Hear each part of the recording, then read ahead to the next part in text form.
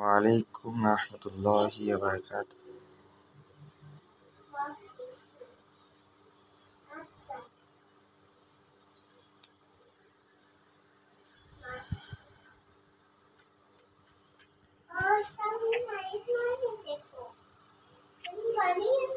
কি অবস্থা ইস্তেয়া, কেমন আছো? ভালো আছো? আছি আলহামদুলিল্লাহ। আলহামদুলিল্লাহ। তা কয়দিন? 2 দিন তো গ্যাপ হয়ে গেল না? তা আমরা কোনটা পড়বো? আমাদের রসায়নের কত রয়েছিল? রসায়ন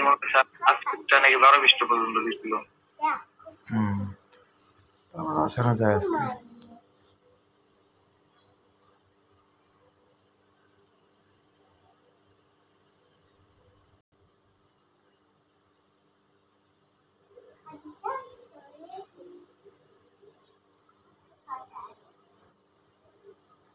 তাহলে প্রশ্ন ছিল যে কাঁচাম টক পাকা মিষ্টি কেন?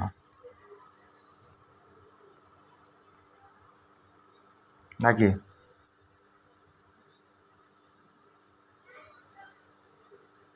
তাহলে কাঁচাম টক কেন? কাঁচা আমে স্যার ওই যে অনেক রকমের ধরনের জীব অ্যাসিড থাকে স্যার। জৈব অ্যাসিড মানে টক স্বাদযুক্ত, এই জন্যই কাঁচা ফল টক লাগে। আবার এটা পেকে গেলে ওই অ্যাসিডগুলো কিসে পরিণত হয়? গ্লুকোজ ফ্রুক্টোজে পরিণত হয়। তাহলে এটা কি গ্লুকোজ এবং কিসে পরিণত হয়? ফ্রুক্টোজে পরিণত হয়। এই জন্যই কাঁচা ফল টক, পাকা মিষ্টি।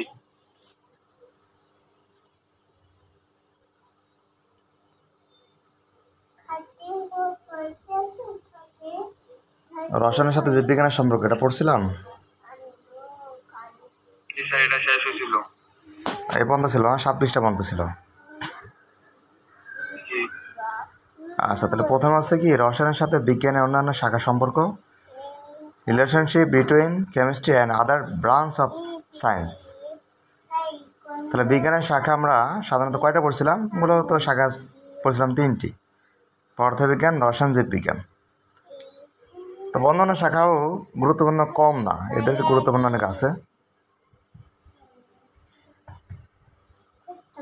তাহলে প্রথমে বলছে জীববিজ্ঞানের সাথে রসায়নের সম্পর্ক।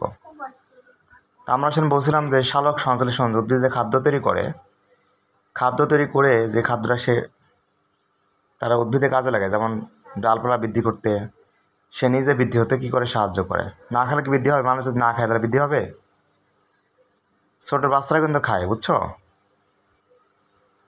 ছোটো বাচ্চারা ছোটো থেকে মায়ের দুধ পান করে, তারপর আস্তে আস্তে 6 মাস হলে তার বেশি হলে তারা অন্য খাবারও গ্রহণ করে। এর ফলে কী হয়? তারা শরীরে বৃদ্ধি পায়, তাই না?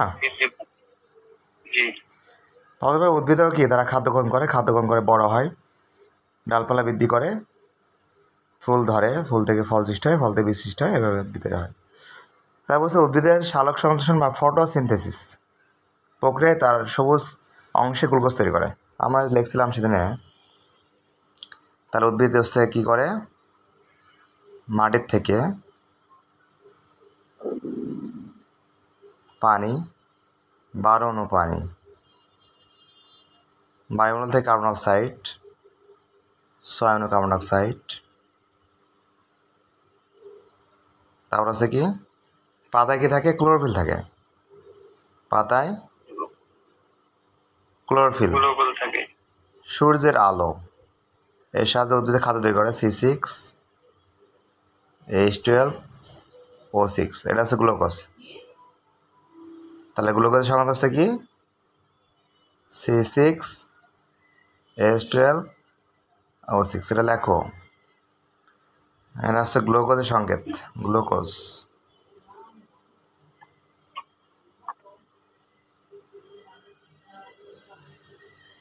তাহলে গ্লুকোজের সংখ্যা হচ্ছে কি? C6H12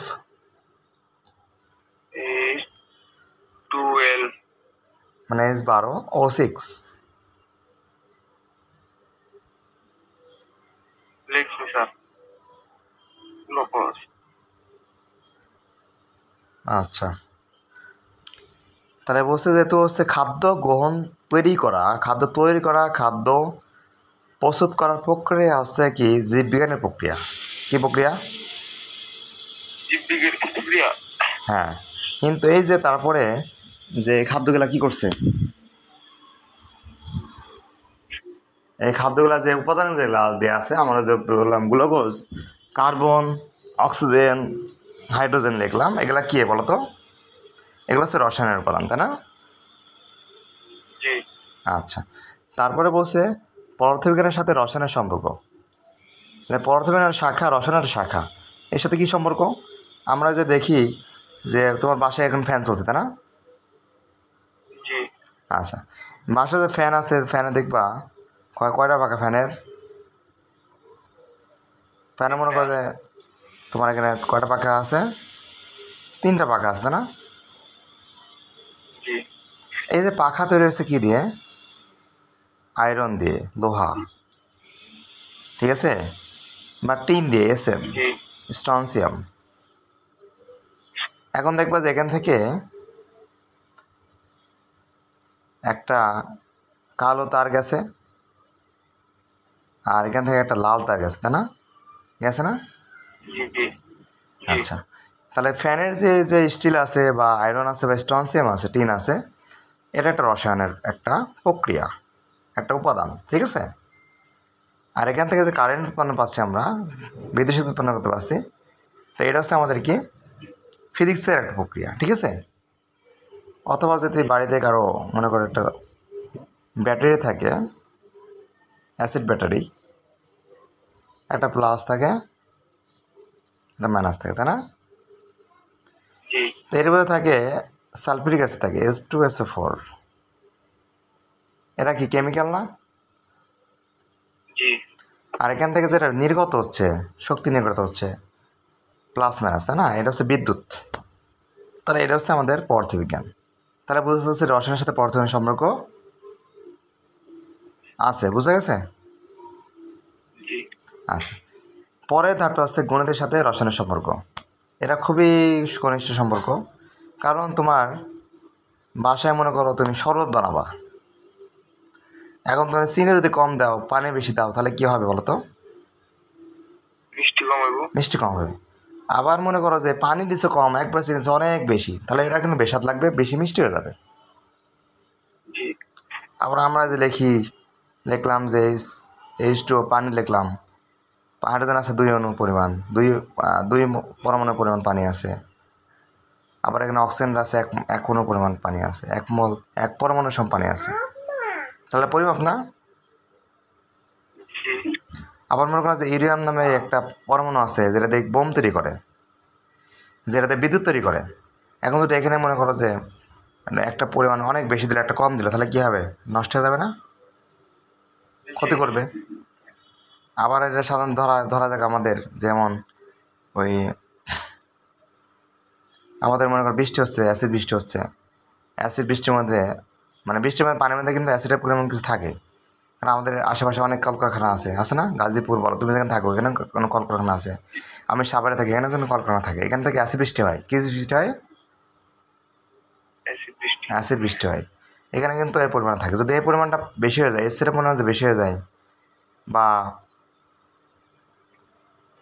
HCl বা সালফিউরিক অ্যাসিড পরিমাণ যদি বেশি হয়ে যায়, বা অ্যামোনিয়া যদি বেশি হয়ে যায়, তাহলে কী হবে? মানুষের শরীরের জন্য ক্ষতি করবে, তাই না? আবার তুমি ওষুধ খাচ্ছ, ওষুধ দেখবে লেখা থাকে, কোন ওষুধ আছে লেখা থাকে 100 mg, কী লেখা থাকে? 100 mg।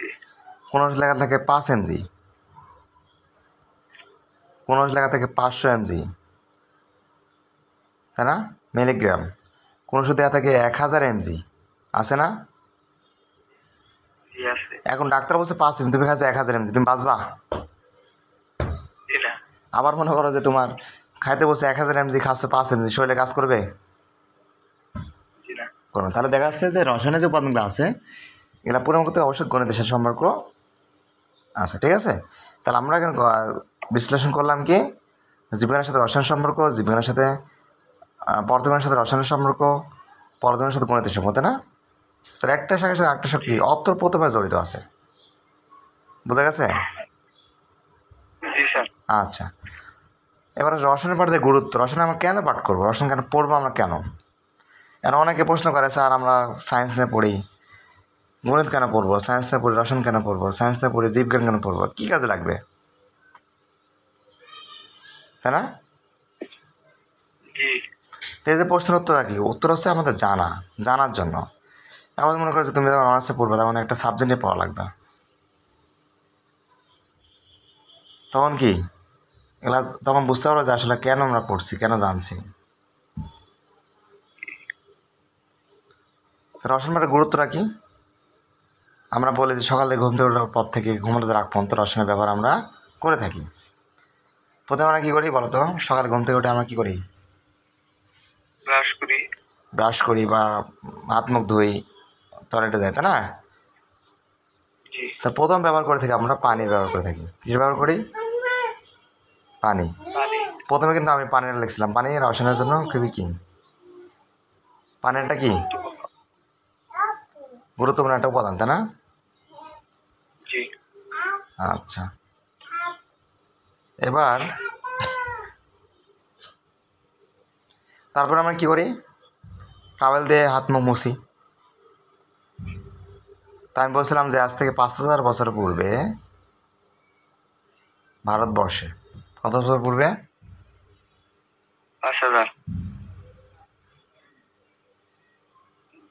5000 বছর পূর্বে ভারতবর্ষে কাপড়কে রঙিন করে তুলতে সুতার ব্যবহার করা হতো। কিসের ব্যবহার? সুতার ব্যবহার। তাহলে এইটা হচ্ছে কি, তাহলে আমরা বুঝতে পারছি যে রসায়নের উৎপত্তি হয়েছে সুতার ব্যবহার থেকে, ঠিক আছে না? এর থেকে রসায়নের জি উৎপত্তি। তাহলে মনে করো যে আমরা যে সুতা ব্যবহার করছি, কাপড় ব্যবহার করছি, রঙিন না কাপড়, গামছা বলো এটা, তাই এটা হচ্ছে কি রসায়নের উপাদান। তারপরে কি করছি আমরা? সকালে নাস্তা করছি, কি করছি? ভাত খাই, রুটি খাই, তাই না? জি তো ভাত রুটি তৈরি হচ্ছে কার্বোহাইড্রেট দিয়ে। কি তৈরি? কি দিয়ে তৈরি? কার্বোহাইড্রেট, মানে কার্বন, নাইট্রোজেন, অক্সিজেন দিয়ে তৈরি, তাকে বলেছে কি কার্বোহাইড্রেট বলা হয়। কী দিয়ে তৈরি হয়? কার্বোহাইড্রেট। কার্বন, হাইড্রোজেন, অক্সিজেন দিয়ে তৈরি যৌগকে বলা হচ্ছে কার্বোহাইড্রেট। বোঝা গেছে?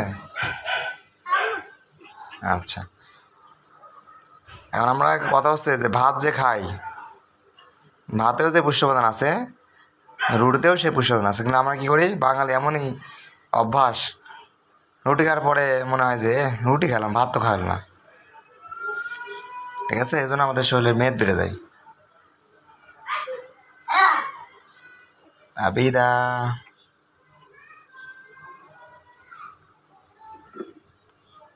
বোঝা গেছে? আচ্ছা, তারপরে আমরা কী করি? স্কুলে মাদ্রাসা যাই, আমরা কী দিয়ে যাই? যে আমরা যে বইটা পড়ছি, এই বইটা তো পিডিএফ, কিন্তু বইটা যখন ছাপাইছে তখন কি এই বইয়ের কাগজ পাই তৈরি, কী দিয়ে তৈরি হচ্ছে? বাঁশের সোবড়া, বাঁশের পাতা এবং নারকেলের সোবড়া দিয়ে কিন্তু এই কাগজ তৈরি করা হয়েছে, ঠিক আছে? আচ্ছা, তারপরে মনে করো যে তোমার গ্রামে যারা আছে দেখবে যে কি মাঠে বিভিন্ন জমির সার ব্যবহার করে, তাই না? তো এগুলো হচ্ছে তোমার যেমন হচ্ছে ইউরিয়া সারটা তৈরি হয় নাইট্রোজেন সার দিয়ে, তার ফসফেট সার, ট্রিপল সুপার ফসফেট, পটাশ, এরা তৈরি হয় কী দিয়ে? পটাশিয়াম দিয়ে তৈরি হয়, আয়রন দিয়ে তৈরি হয়, ঠিক আছে? আচ্ছা, তারপরে মনে করো তোমার পাশে বিভিন্ন শিল্প কারখানা আছে। কি আছে? শিল্প কারখানা আছে, এগুলো আবার কী দিয়ে তৈরি হয়? শিল্প কারখানা তৈরি করে কি বিভিন্ন রকম হচ্ছে তোমার শ্যাম্পু, বিভিন্ন সাবান বা বিভিন্ন রকম কাপড় তৈরি করে, তাই না? এগুলো হচ্ছে রসায়নের উপাদান। তারপর আমরা ঘুমাতে যাই, তাই না? ও তারপর বলা না যে তো আমরা ব্রাশ করি না? তো দেখবা যে ব্রাশ যখন তোমার পেস্ট যখন আছে, পেস্টের দিয়ে লেখা থাকবে বিভিন্ন মেনথল থাকে, মেনথল, যে মুখে হা করলে ঠান্ডা না অনুমতি লাগে না? আর ইন্ডিয়ান দিকে অ্যাড দেখবা যে আপনার টুথপেস্টে নিম্বান কি বলে, নামাক মানে লবণ আছে কিনা, বলে কিনা? তো লবণের সঙ্গে হচ্ছে NaCl, খাওয়ার লবণ। এই লবণটা কিন্তু তোমার কি থাকে, পেস্টে থাকে। তাহলে রাসায়নিক উপাদান না? জি। আচ্ছা হ্যাঁ, আচ্ছা তারপর বিভিন্ন রকম আমরা ব্যবহার করে থাকি সমাজ চলতে গেলে। তারপর বৃষ্টির পানি ধুয়ে পুকুরে নদীতে, পানি চক্র। আমরা ছোটবেলা পড়ছি পানি চক্র কি বলতো? পানি চক্র, পানি চক্র কি?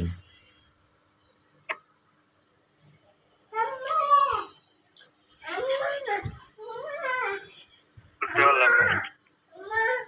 পানি চক্র কি বলতো? বলতে পারলাম না।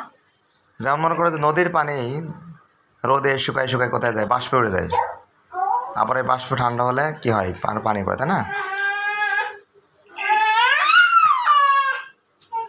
এটা কি আমরা বলতে পারি পানি চক্র। মানে পানি পৃথিবীতে আসছে, পৃথিবী থেকে আবার বাষ্প উড়ে যাচ্ছে, আকাশে যাচ্ছে, আকাশ থেকে আবার কি বৃষ্টি পড়ছে, তাই না? এই যে প্রক্রিয়া আছে, প্রক্রিয়া বলে আমরা কি বলতে পারি? পানি চক্র। পানি চক্র।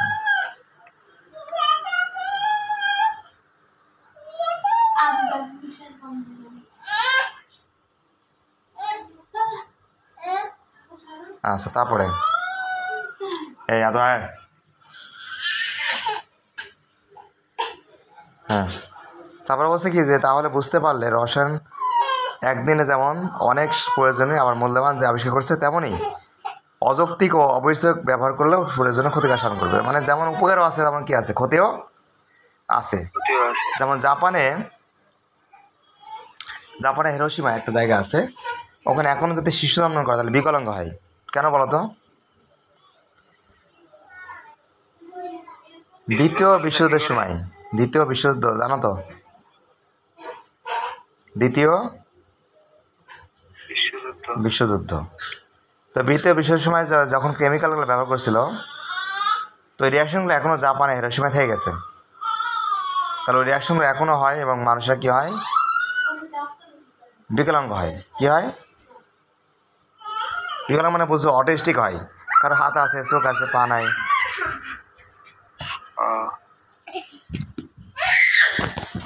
তাহলে এখনও কী হয়? বিকলাঙ্গ বুঝতে হবে না? কারণ কি রসায়নে যে তোমার এই সমস্যাগুলো হয়ে গেলো, এই সমস্যাগুলো রিয়াকশনগুলো এখনও থেকে গেছে। বোঝা গেছে? জি। তারপর বলা গেছে রসায়ন অনুসন্ধানের গবেষণা প্রক্রিয়া।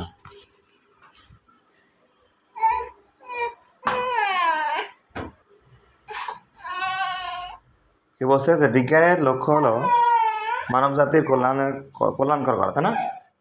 রসায়ন বলো, যে কোনো বিষয়গুলো বলো, যেমন রসায়ন বলো, তারপরে পদার্থবিজ্ঞান বলো, জীববিজ্ঞান বলো, যেমন বিজ্ঞানীরা আজ গবেষণা করছে কী জন্য বলো তো? মানুষের উপকারের জন্য। তুমি জীববিজ্ঞান বই দেখতে পাবা যে ডক্টর শুভ রায়, আমাদের বাংলাদেশের বিজ্ঞানী, তিনি কৃত্রিম কিডনি আবিষ্কার করছে। কী আবিষ্কার করছে? মানুষের কিডনি নষ্ট হয়ে মানুষ মারা যায় না? তবে তিনি চিন্তা করছে কীভাবে মানুষকে বাঁচানো যায়, বা হয়তো আল্লাহ তালা দিচ্ছে, কিন্তু মানুষের কিছু গবেষণার দ্বারা যদি মানুষ কিছু বাঁচতে পারে, দেখবা যে মানুষের জীবনে এমন একটা প্রক্রিয়া যে মানুষ কিন্তু বাঁচতে চায়, জানে যে মৃত্যুবরণ করবে, কিন্তু কি কয়েকদিন হলেও সে কী করতে চায়? সুস্থ থাকতে চায়, তাই না?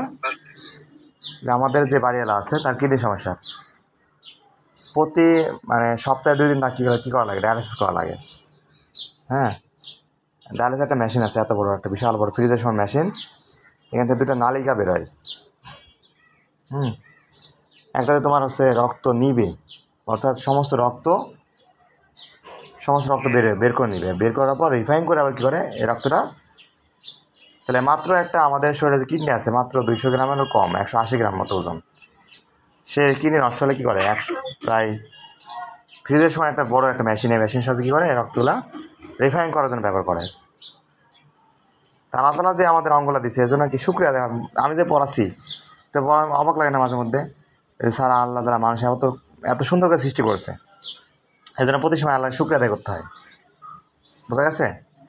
তাহলে বিজ্ঞান আল্লাহ তাআলা বিজ্ঞান গবেষণা কোরআনকে এবং অন্য শাখাগুলো সহজ করে দিয়েছে, কোরআনকে সহজ করে দিয়েছে। আবার কোরআন যে বিজ্ঞান, আগে বলা হয়তো যে বলতো যে বিজ্ঞানের দ্বন্দ্ব হয়েছে, যে কি একজন বলছে কি যে পৃথিবী কেন করে সূর্য ঘুরে, আরেকজন বলছে কি যে সূর্য কেন করে পৃথিবী ঘুরে।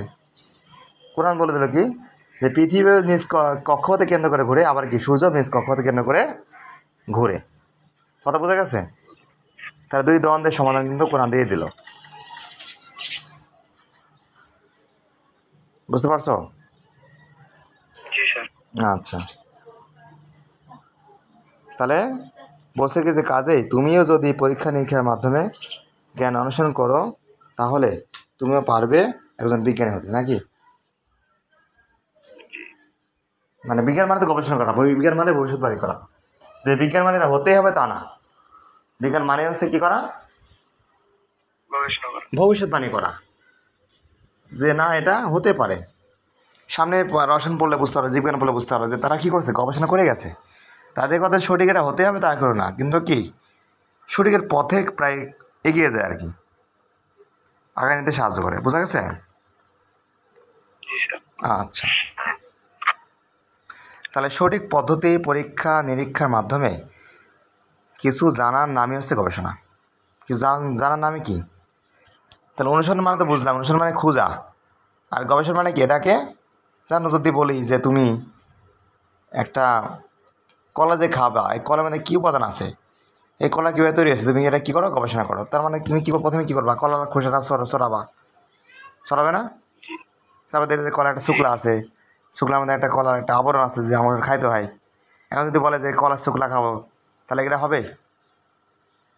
জি না। কলার শুক্লা তো হজম হবে না, কিন্তু কি কলাটা হজম হয়। কলার শুক্লা আছে ফাইবার, এটা কিন্তু ছাগল গরুদের হজম হয়, কিন্তু আমাদের হজম হবে না। তাহলে তোমরা বুঝতে পারছো, বা তুমি বুঝতে পারছো কি যে গবেষণার জন্য নির্দিষ্ট পদ্ধতি অনুসরণ করতে হয়। রসায়ন গবেষণা পদ্ধতি রয়েছে। এখন রসায়নের পদ্ধতির তোমার কিছু ধাপ আছে, ধাপগুলো জানতে হবে।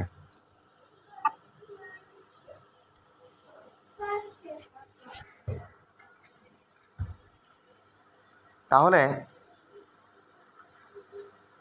তুমি সবার আগে এই বিষয় নিয়ে বইপত্র পড়তে হবে, এবং অথবা এ ধরনের অন্য কোনো পরীক্ষার করার আগে করা হয়েছে তা গবেষণা ইন্টারনেট দিয়ে বা কোনোভাবে সংগ্রহ করতে হবে। প্রথম কাজটা তথ্য সংগ্রহ করা। প্রথম কাজটা কি? তথ্য সংগ্রহ করা। যেন আমি বললাম যে মানুষ তৈরি কোষ দিয়ে, তুমি নেটে সার্চ করবা যে কোষটা কী, কোষে কি মানবদের ক্ষুদ্র অংশ? কারণ আমি বলে তো বিশ্বাস করবো না, কারণ এরা আমি যে বলছি এরা বিশ্বাস করে তার কোনো ভিত্তি আছে? ভিত্তি নেই। তাহলে তোমাকে কী করতে হবে? এটাকে জানতে হবে। তো জানার জন্য তোমাকে কী করতে? গবেষণা করতে হবে। হ্যাঁ, কোনোভাবে সংগ্রহ করে তা তোমার ফলাফল সম্পর্কে আগেই একটু অনুমান করতে হবে আসলে ঠিক কিনা। আমি যদি বলি যে পানি ছাড়া গাছ বাঁচতে পারে না, কি বললাম? যে পানি ছাড়া গাছ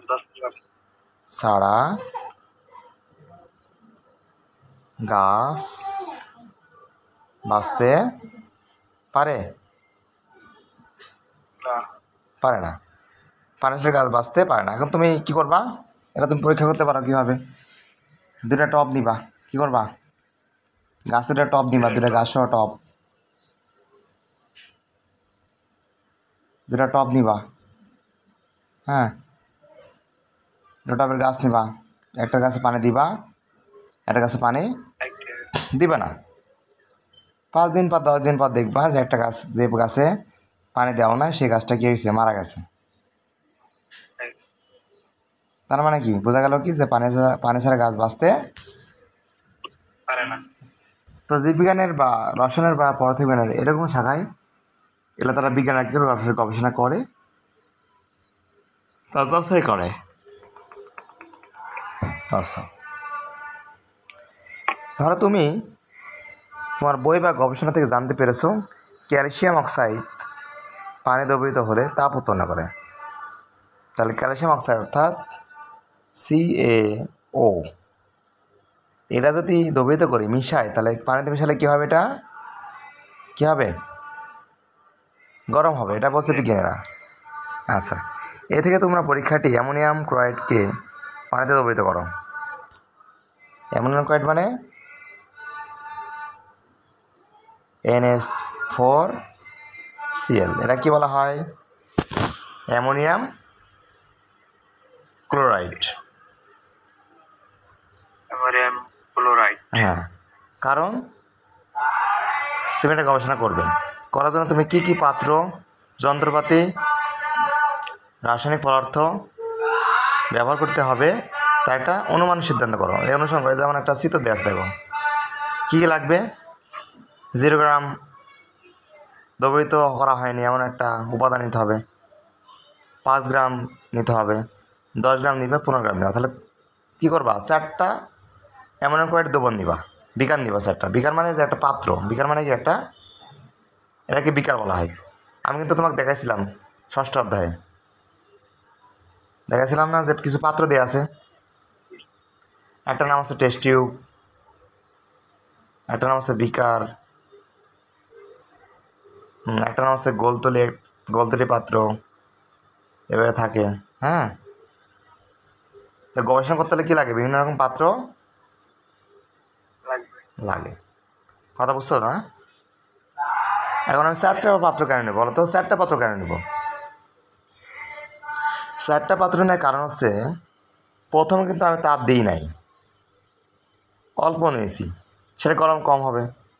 পরে নিচে বেশি নিচ্ছে, একটু গরম তার থেকে বেশি হবে, তাই না?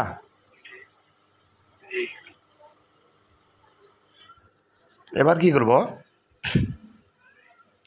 প্রয়োজনীয় দ্রব্য কোন প্রণালীতে তুমি পরীক্ষাটি করবে সে সম্পর্কে সিদ্ধান্ত গ্রহণ করতে পারবে। তুমি ধারণা করতে পেরেছো যে পরীক্ষাটি করতে বিকার, পানি, অ্যামোনিয়াম ক্লোরাইড, থার্মোমিটার, কাঁচের তৈরি রড, বাল্বের নিক্তি ইত্যাদি জিনিস রাখবে।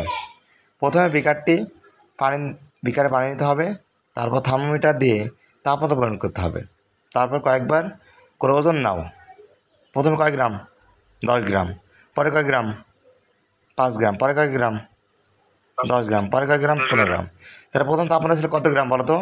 25 ডিগ্রি, পরে 20 ডিগ্রি, পরে 15 ডিগ্রি, পরে 10 ডিগ্রি। তাই তাপমাত্রা যেখানে কম, এখানে উপাদান লাগে সব, সেখানে কি বেশি। তাই দ্রবণের তাপমাত্রা 10 ডিগ্রি। প্রতিটি ধাপে প্রাপ্ত ডেটা, তোমার কী, ডেটা মানে উপাত্ত, ডেটা মানে কি,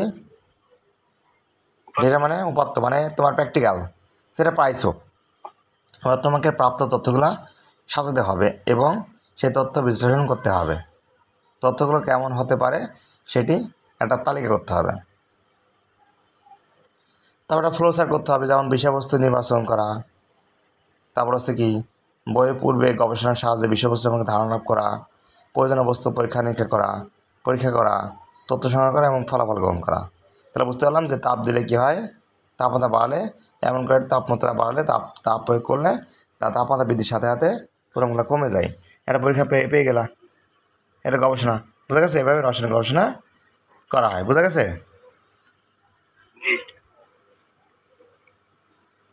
আচ্ছা,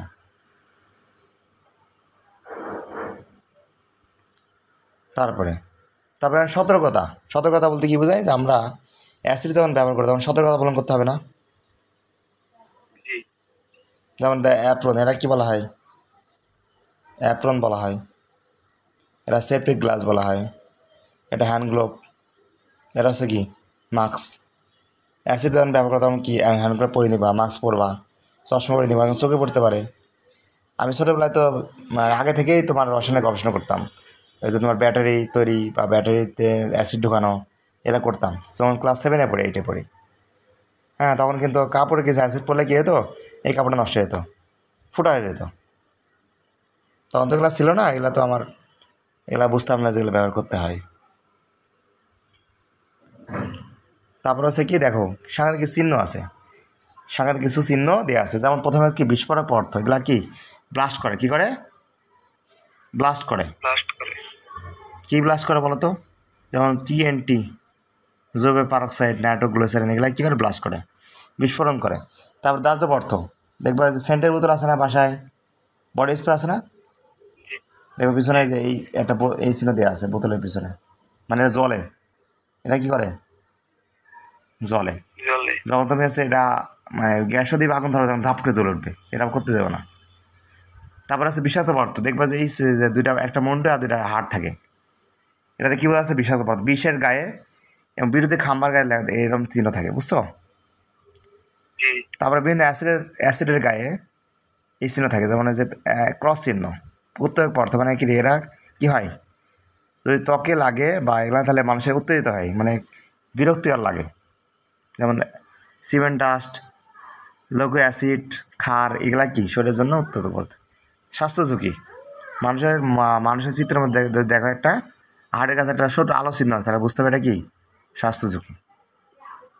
তারপর তেজস্ক্রিয় পদার্থ কি, এই যে একটা বললাম যে মনে করো যে পারমাণবিক বিদ্যুৎ কেন্দ্র, তারপরে যে রূপপুর পারমাণবিক বিদ্যুৎ কেন্দ্র আছে না, এখানে তেজস্ক্রিয় পদার্থ ব্যবহার করে কারেন্ট উৎপন্ন করে, রেডিয়াম। তারপরে যে বললাম জাপানে হিরোশিমায় তেজস্ক্রিয় পদার্থ আছে, বিধায় শরীরের জন্য ক্ষতি করে। তাহলে 3টা ফ্যান, জি টিফ্লাইট চিহ্ন, এটা বলে টিফ্লাইট চিহ্ন। তারপর আছে কি পরিবেশের জন্য ক্ষতিকর, এই চিহ্নও কি করে শরীরের জন্য ক্ষতি করবে। তারপরে ক্ষত সৃষ্টিকারী, তাহলে গাছের চিহ্ন যদি থাকে তাহলে বুঝতে হবে এটা পরিবেশের জন্য কি ক্ষতিকর। কীরকম ক্ষতিকর, যেমন লেড, মার্কারি, এগুলো যদি গাছের কাজ থাকে বা গার্নেজ থাকে তাহলে শরীরের জন্য বা গাছের জন্য ক্ষতিকর, গাছটা উৎপন্ন হবে না।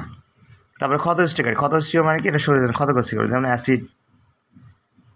হ্যাঁ, 3টা অ্যাসিড আছে খুব ক্ষতিকর, একটা হচ্ছে কি সালফিউরিক অ্যাসিড, কি অ্যাসিড, সালফিউরিক অ্যাসিড, তারপর হচ্ছে হাইড্রোক্লোরিক অ্যাসিড HCl, তারপর হচ্ছে কি নাইট্রিক অ্যাসিড NO3। এই 3টা অ্যাসিড শরীরের জন্য খুবই ক্ষতিকর। কথা বোঝা গেছে? জি তাহলে তোমাকে আমি PDF বইয়ের লিঙ্ক দিয়ে দেবো, ঠিক আছে? বইটা তুমি কী করবা, ডাউনলোড করে দেবে, বুঝছো? তাহলে পড়া থাকলে কোন পর্যন্ত, 34 পর্যন্ত তুমি একটা রিডিং পড়বা, ঠিক আছে? বুঝতে পারছো? এখান থেকে তো পরীক্ষা প্রশ্ন আসে, কিন্তু এটা এখন বেসিক জিনিস, একটা অধ্যায়। স্ক্রিনশট দিব, এক্সপ্লেন দেওয়া লাগে, আমি তোমাকে পেজ দিয়ে দেবো না। হ্যাঁ, আমি তোমাকে PDF বই দিয়ে দেবো, ঠিক আছে? তুমি এখান থেকে নিয়ে নেও। হ্যাঁ, জি স্যার। ঠিক আছে, আজকে এই বন্ধই, বাড়িতে একটু ভালো করে পড়ো, ঠিক আছে? ভালো থাকো, ঠিক আছে? আসসালামু আলাইকুম। ওয়ালাইকুম আসসালাম।